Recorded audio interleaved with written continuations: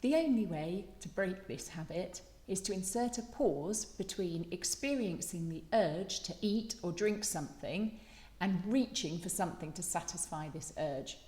During this pause, you need to look at how you feel. If it's not hunger, then what is it? What is creating this urge? Because all urges require a trigger. There will be an emotion there somewhere, even if at the start it feels like the urge is unconscious. We didn't even think about opening the bottle of wine, opening the packet of biscuits. Before we realised it, we had started eating or drinking, and this is what we tell ourselves. As I say in the information about me on my website, my bad habit was nighttime eating, more specifically comfort eating in the evenings once I was on my own. I would spend the daytime eating really well, exercising and getting my jobs done, and then in the evening it would all go to pot. If I'd had dinner, it would start after that, or even start in replacement of dinner. The trawl through the cupboards to eat chocolates, sweets, something to satisfy the urge for something sweet that I was feeling. Now, why would I eat in this way?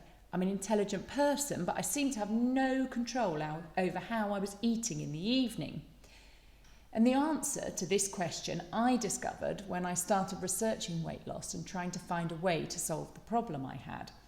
The reason for this eating pattern was simply to take the edge off or to mask a feeling that I didn't want to feel. Eating in this way gave me a sense of comfort. I could mark this time out as mine, where I didn't have to be a mum, friend, wife anymore. I could just do something for me. And whilst eating in this way would initially give me comfort from the pressures I'd felt during the day, in the longer term it was just adding another stress to my life. Now I had a weight problem that I needed to deal with as well. I didn't like the way that I looked. I didn't look the way I wanted to, and I didn't feel the way I looked reflected all the work I'd put in at the gym or the sensible eating choices I'd made during the day. And I felt disappointed with myself. So by using food to escape the negative emotions I had built up during the day, I was creating more negative emotions over the way I perceived I looked and how I felt. And the only way that I was able to break this habit was to find out what that emotion was, making it become a conscious feeling, and then learning to sit with that emotion, because the urge will pass. And the difficulty is that this feels so uncomfortable. We're used to hiding our emotions. Don't show you're upset. Don't let someone know they've hurt your feelings. From a young age, we're conditioned to hide these emotions.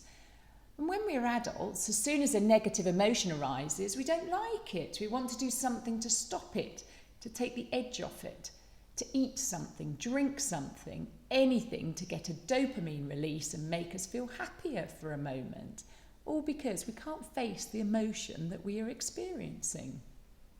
A lot of us don't even recognise the emotion we have, and this was certainly the case for me. I was generally quite happy, had a nice life, and didn't realise I was even having these negative thoughts.